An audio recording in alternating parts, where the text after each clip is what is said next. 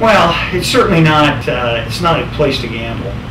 And when people use those terms, quick and easy way to make money, the first thing I think of is gambling, and most people will have the same type of reaction when they hear those types of terms.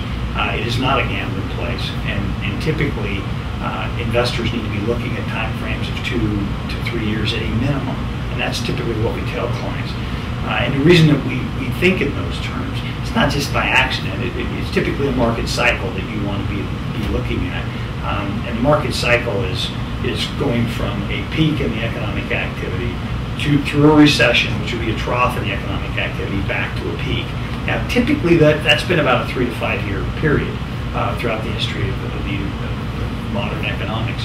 So we tell clients, if you buy at a peak, and you have to survive the trough and come back up to the peak. You can have the best companies in the world, but if you have a bear market, it's very difficult to make money in that. A bear market, of course, is a market that persistently declines. A bull market is a market that persistently rises. If you buy at the peak of the bull market and have to ride through a bear market, we tell clients that may take 3 to 5 years. So we generally tell clients that, in the best cases, you should be looking at equities for a 2 to 3 year period.